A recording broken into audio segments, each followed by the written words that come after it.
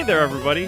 Welcome to another episode of Classic Gaming Brothers. I'm Seth. And I'm Zach. And we are the Classic Gaming Brothers. We are the Classic Gaming Brothers. That's right. What's going on? What? What do we mean what's going on? You're looking around. You're I doing know. a bunch of stuff. I'm always looking around and doing a bunch of stuff. Just tossing paperwork over here, filing files. No one files in this office except for me. No. Well, we don't have a lot of files. We do. We have all these bills that we haven't paid. I mean, I just put them in a pile over here. We don't actually pay them, but... No.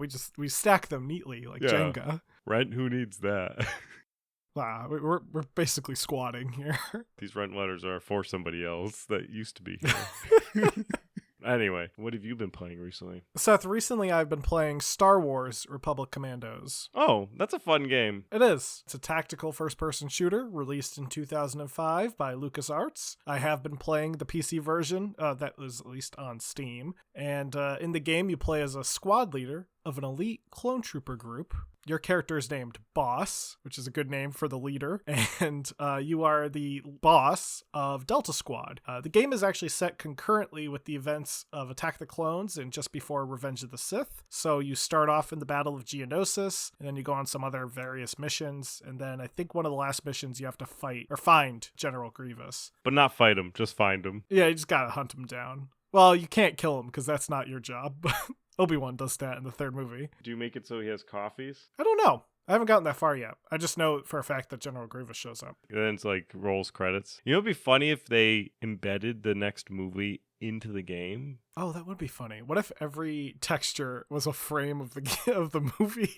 No. After General Grievous shows up, it like rolls credits and then immediately goes into the scroll for the actual movie. That would also be fun. But yeah, it's a Star Wars first-person shooter. You fight battle droids. You do it in a tactical way, however. Because you're the leader of a elite group of clone troopers, you have to kind of direct your fellow troops to do tasks such as open doors or blow things up. These are all things that your guy could probably do himself. And I think sometimes I get the option to just do it myself, but I like telling people to do it for me. No, I think they all could do all of the tasks, but some like to do the other tasks better. Yeah. Because there's like an explosive expert who likes blowing things up, but you can blow things up if you want. Yeah, I think he's faster at blowing things up, but it's all relative. One thing, very minor critique about the game, beyond the fact that I have encountered some weird glitches, and I don't know if it's just my version of Republic Commandos or if this was just glitches that were in the game. Like I was walking back into a corner and my guy clipped through the wall. So I don't think that was supposed to happen. But one of my minor critiques is that all of the clone troopers have different voice actors, which is odd. So your guy, Boss, is played by Tamara Morrison, which makes sense because he was Jango Fett and now Boba Fett and is also the voice of all the clone troopers in the movies. However, some of the other clone troopers are voiced by Tom Kane, who does not try to do a Tamara Morrison accent. And then there's also this other voice actor, Jonathan David Cook, who plays a couple members of your team, who also doesn't try to do like a Tamara Morrison voice. So D. Bradley Baker plays the clone troopers in Clone Wars, and he's not trying to do a Tamara Morrison impression. He just like does a New Zealand adjacent accent. But like these guys didn't even try, and like Tamara Morrison was in the game. Like they could have been like, "Hey Tamara, are you fine with us trying to adapt to your voice?" It doesn't sound like they put a lot of effort into voicing these clone troopers who are all supposed to be identical and sound the same. Maybe these clone troopers had something happen to their vocal cords. Yeah, but one's just like a generic clone trooper who's just like, "All right, boys, we gotta go take that point," and then he gets blown up. Maybe that's why he got blown up, because maybe he was an imposter. Maybe he was an imposter. Maybe he was some like random schlub off the street. Weren't there some No, maybe that's later when the Empire starts figuring out that. Yeah, when the Empire starts doing their thing, and when they're phasing out the clone troops, they started conscripting because they realized that they didn't want to pay the people of Kamino to keep making clones. Right. Simply, if you could script people and force them to go to work, they are cheaper than a clone. The Empire realized if you outsourced your army, there's a slight chance that could turn against you if you're not too nice to the people you're outsourcing to. Yes. You should insource, and you can control your costs. But in any case, Republic Commandos it's a fun game. I do like the tactical elements of it, and I think it's overall pretty fun time. Seth, what about you? What have you been playing recently? So recently, I've been playing Unpacking, which is a internet trend that I'm a little behind since I bought the game at a discount. Whenever I buy a game at a discount, I know that the trend of the game is over. Unpacking is a puzzle game / interior decorating game. You are given a cross section of a room where you need to unpack boxes for these people, and you have to put things where they should be and not where they should not be. However, that definition is vague based on there's I guess there's just these laws that are like laws of nature that apply, and you shouldn't put your toothbrush in the sink. You should put it on the side of the sink. Oh. You can put the toothbrush in the sink, but it will flash red and you have to move it to be somewhere else. Also, you can't leave it on your bed. I know some people like to leave their toothbrushes on their bed, but in Unpacking, that's not an appropriate place for a toothbrush to go. So it has to go on the sink. However, it's okay with certain things being in different places. So like you can put a cookie jar on the counter of the kitchen. You could also take the cookie jar and put it on the very, very, very top shelf of the kitchen cabinet. And you actually get an achievement if you do that. You get the sometimes snack achievement if you put it on the top of the cabinet. And you essentially do this through more and more rooms. So the first room is just like a kid's bedroom, and there's only a few boxes. And then you get like your first apartment where there's a kitchen, a bathroom, and the bedroom. And you're unpacking more boxes, and then you move into like someone's first house where you have like 5 rooms to unpack. And as you play through the game, not only do you unpack things from a box, you unpack the story as it unfolds. So it's a pretty good, very chill kind of game that I actually was really getting into and enjoying, and it's fun because you can just spend time just like making sure all the books go from biggest to smallest, or if you want to make them match by color, however you wish. And the art style is cute. It's very much like a realistic cartoon, I would say. I don't know if I mentioned it. It was developed by Witchbeam and published by Humble Games, and it came out November of last year. I think I remember seeing it at PAX of 2020. Probably, yeah. It blew up on the internet and was very popular, and everyone was Twitch streaming it for a while. Now, I don't think there are, because everyone's playing Elden Ring. Well, today we're talking about something completely different, because we're not really even talking about a video game today. No, but it's still a game. Well, yeah, it's adjacent to a game. You technically need it to play some games. Listen, if it gets put into the box with a game console, we can talk about it. Keep an eye out for styrofoam inserts. That's right. We're going to have styrofoam inserts, maybe some thin cardboard that you use to separate packages. I can't wait for Classic Gaming Brothers episode on silica packets. Silica packets. Don't worry. Not eat. You can.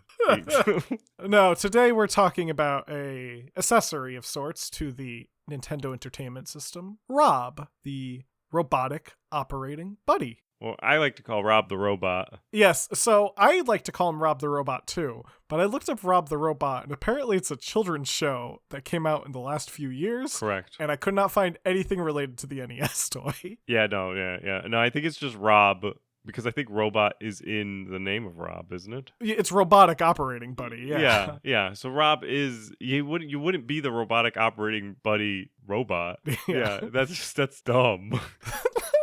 Like, you would be Johnny Five the robot, but you wouldn't be Rob the robot, is essentially how it works. But anyway, we call him Rob the robot because we're dumb. But in 1983, due to a heavily oversaturated market of game consoles and a large amount of bad video games available for said consoles, the gaming market collapsed. And we talked about the gaming market crashing as a number of pivot turns for a lot of companies and people that were impacted. Many people lost their jobs. Many people rediscovered themselves. And it really impacted the whole industry as a whole. Now, within 1983, there were more than 16 video game consoles available from many different companies. Atari had the 2600 and the 5200. Bally released the Astrocade. There was the ColecoVision by Coleco. Mattel Electronics released the Intellivision. Fairchild had their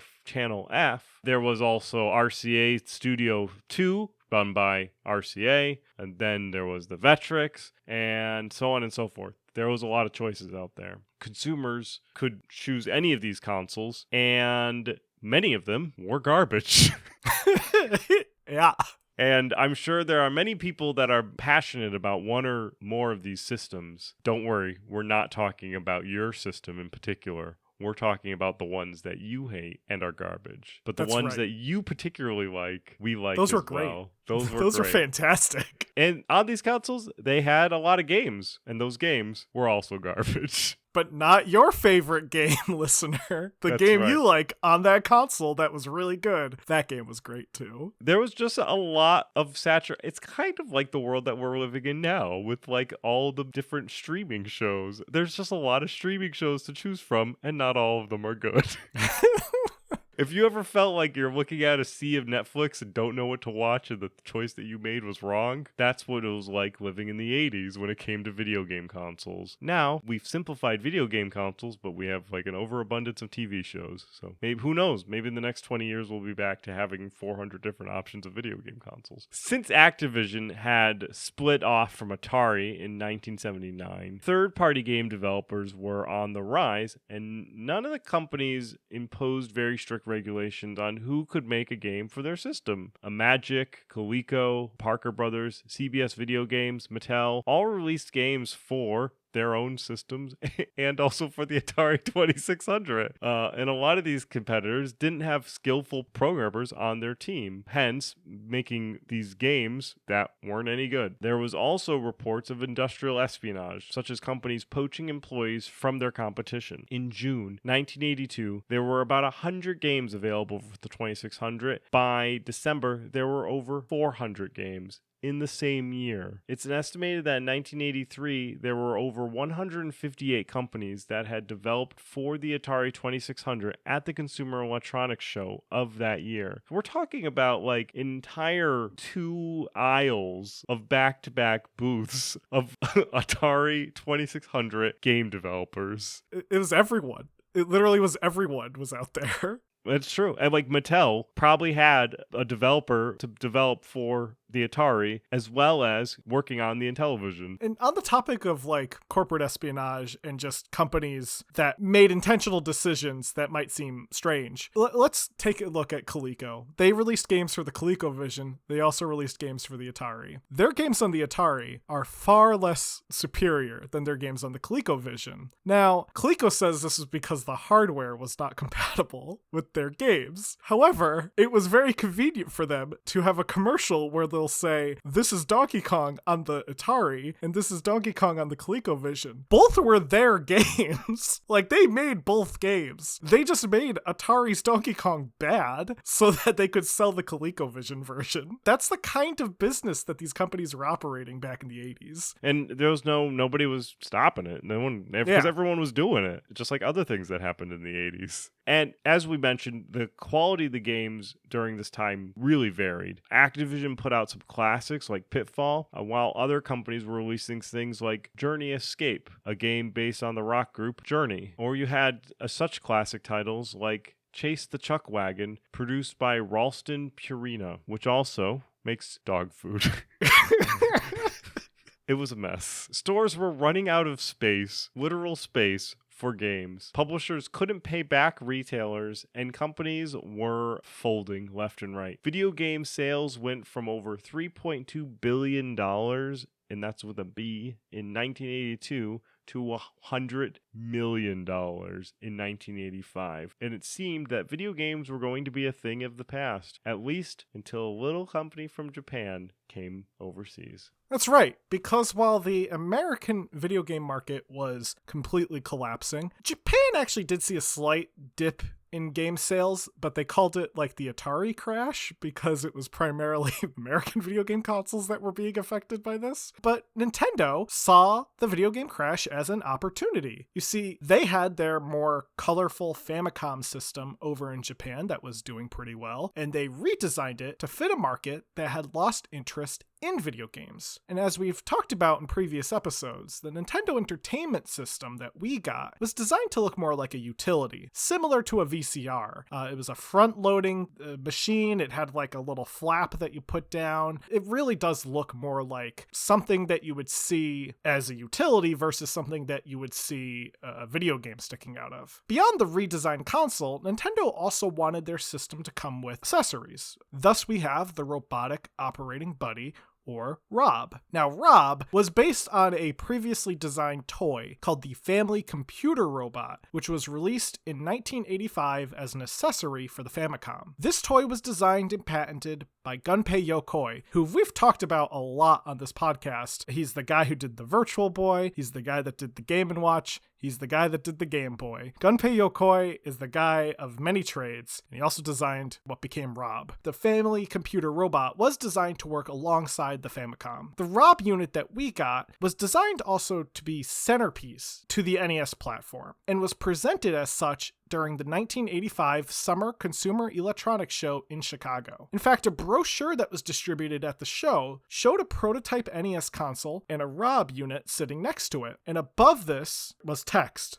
floating in the air above a TV playing Duck Hunt, and the text said, "Our new video robot is the first of a long line of winners coming from Nintendo." R.O.B. was billed as the star of the Nintendo Entertainment System, and reportedly brought intrigued visitors to Nintendo's booth at CES, though ultimately no one signed up to be the distributor for the NES, which might have made Nintendo a little wary potentially, but they were undaunted. And the NES was launched with R.O.B. as the deluxe set in 1985 in New York City as a test market, with further test markets expanding to include LA, Chicago, and San Francisco. Now, part of the goal of the R.O.B. unit was to establish the NES as a toy and not as a video game system, meaning the system was to be found in the toy aisle along with other popular toys of the 1980s, like Transformers, who are also robots. This helped push past the negative stigma associated with video games as a whole and gave Nintendo a strong starting off point in the market. Now, the deluxe set came bundled with the NES itself, called the Control Deck for R.O.B., a Zapper, and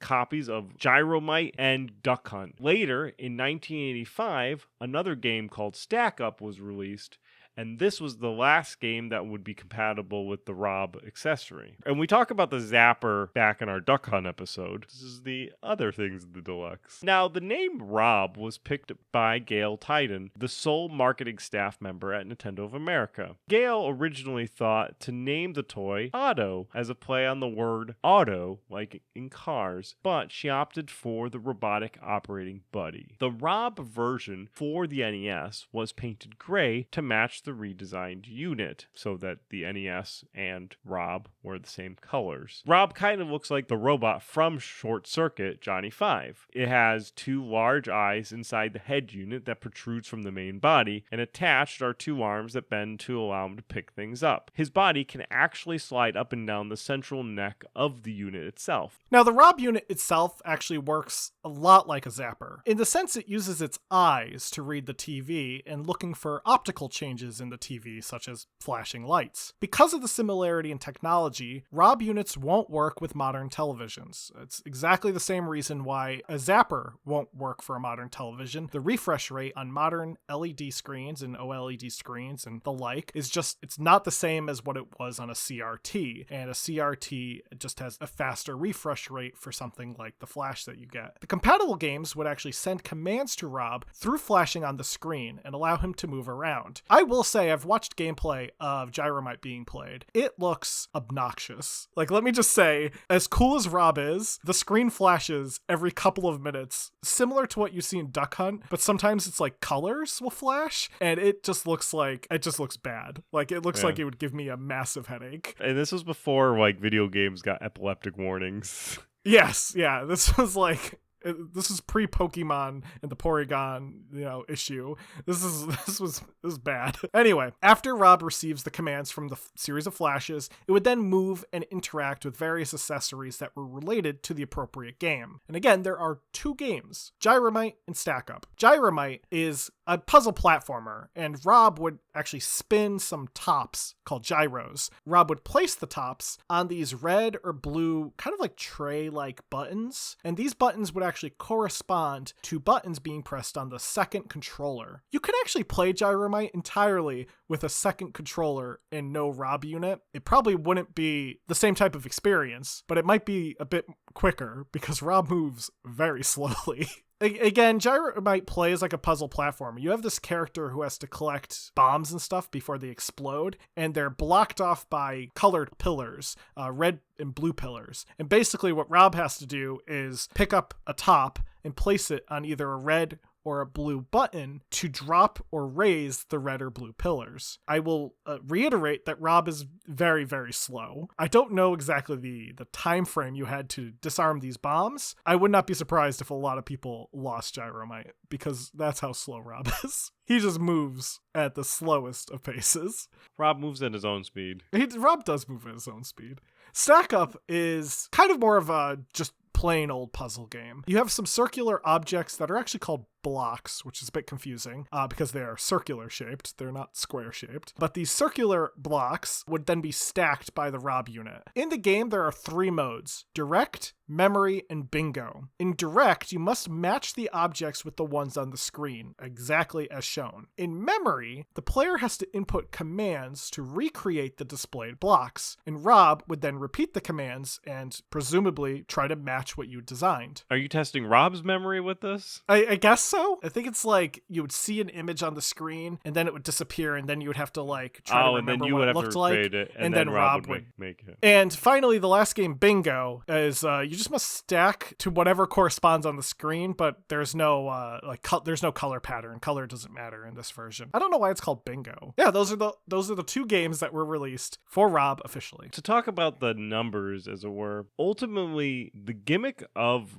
Rob, it was successful with the launch of the system in the American market in the first holiday season, selling 50,000 deluxe sets of Nintendo, which was half the inventory that they created for that particular selling period. And they set aside, they were like, all right, we're going to make 100,000. And we launched first holiday season, 50,000 units went out the door. So they were off to a good start. In fact, they were off to such an amazing start that the following year, they did a market research survey to find out what they did right and identify why were people buying Nintendos, because they were happy that people were buying Nintendos, but they wanted people to continue to buy Nintendos. They discovered through this market research that one of the main reasons behind the success of the sales of Nintendo was that kids wanted the systems with Rob the Robot. So Rob performed as he should have, acted like a Trojan horse, as did the Zapper. Both the Zapper and Rob kind of Trojan horse their way into past the threshold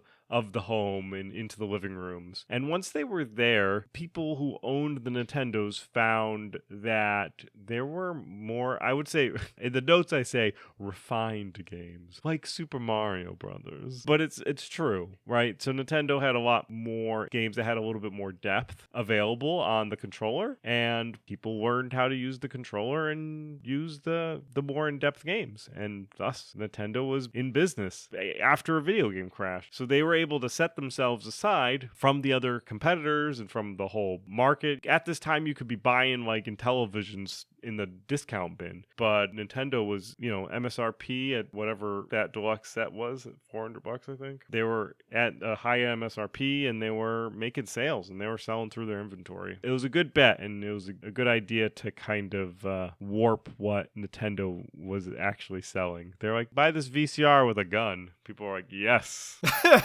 Not just a VCR with a gun and a robot friend. Now, Rob left quite an impact in gaming history. Not only did Rob establish Nintendo to be in the perfect place it needed to be in 1985, and not only did it redefine what video games were, but it also helped revitalize an entire industry that was nearly dead. And also, it's largely thanks to Nintendo's really careful planning when it came to the US market in terms of why the video game market got back to where it did and where it is. One thing we talked about at the beginning of this episode was how there was an oversaturation of game consoles and an oversaturation of companies making games for game consoles. One of the things Nintendo did was they said no to third-party developers. Basically, they said, if you want to make a game for our system, go right ahead, but it comes through us first and we put the stamp of approval on it. And yes, there were unlicensed and bootleg games that came out for the NES. They're few and far between compared to the officially stamped licensed games that Nintendo approved of. And I think that did help kind of reshape the gaming market, along with R.O.B. And I think R.O.B. was certainly a center point and one of the reasons why Nintendo did as well as it did at the very beginning. But I think also Nintendo was just very smart in seeing the mistakes that companies like Atari made and found a way to take those mistakes and essentially turn them into profit. Despite only having 2 official games that were compatible with the unit, R.O.B. has since made cameos in various other properties. He actually showed up in another NES game called Star Tropics,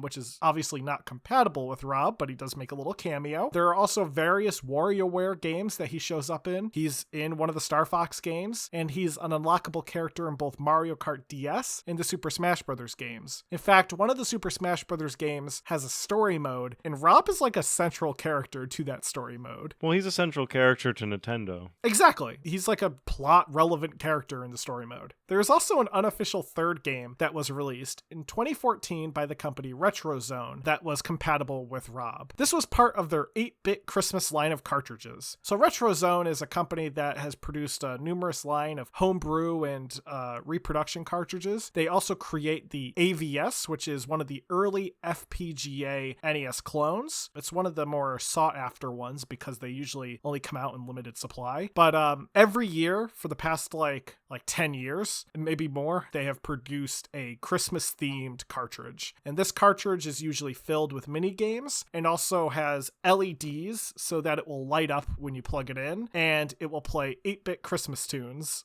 when you put it on certain settings. And the 8-bit Christmas 2014 cartridge makes R.O.B. dance. Oh, that's fun. That's all it does. It just makes him do a little boogie to the Christmas music, which I love that. That's great. Do more things like that with R.O.B., please. But yeah, that's R.O.B., the robotic operating buddy, the little robot who could. That's right. Or I guess could not, since he's no longer being sold.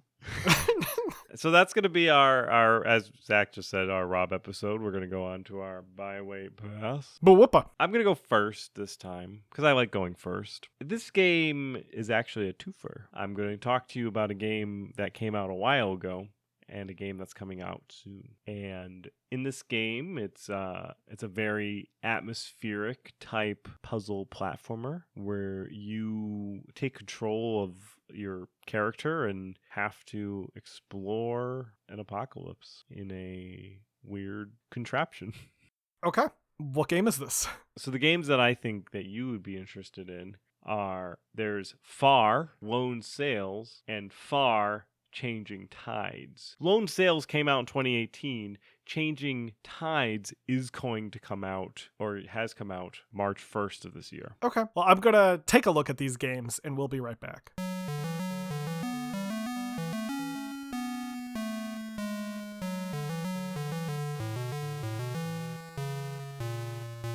And we're back. So, as Seth mentioned, the game that actually is coming out, or did come out, is Far Changing Tides, which released on March 1st of 2022. It was developed by Motive and published by Frontier Foundry. And this is a sequel follow-up to Far Lone Sails. So as Seth suggested, I took a look at both. Both games are set in a post-apocalyptic world where you are manning this large vessel as it traverses across the empty seabeds where the water has dried up. In the first one. The second game also looks to be in a post-apocalyptic world where you're traversing with a large device, but on the water.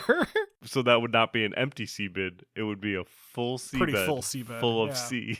So yeah, in the second game, there is water. Both games give me kind of a Barotrauma vibe in the sense that when you're inside the vessel, it takes a cross-section view. I do really like Barotrauma, though it seems like this is not necessarily the Barotrauma style of gameplay, whereas it's more of a puzzle, platformer, adventure game. Personally, I'm very interested in this title. As it's kind of a follow-up to a previous game, I think I'm more interested in trying out the first game, and then maybe eventually down the line trying Changing Tides. So I'm going to put it down as a wait because I do want to check out Lone Sails first, just to kind of see if it's the type of game I want to play, as both games do look very similar in terms of the actual gameplay mechanics and what you do in the game and the overall aesthetic of the game. So I'm going to put it down as a wait because I want to check out Lone Sails first, and then if I like Lone Sails, then I will pick up Changing Tides. Nice. Perfect. Are you ready for your game? I am ready. I actually might have done this for my own Byway Pass, but it's a pretty good game, I think. In this game, you're going to explore a massive fantasy world. A fantasy world that you can go around, you can take on different puzzles and explore dungeons and various other type of challenges. In the game, you have to deal with ancient powers and ferocious monsters, despite your character being very tiny, and they might have to really kind of put up a fight against some of these creatures and stuff that they encounter. What's the game called? Tunic. All right. Well, I'm going to go research the game and we'll get right back to you.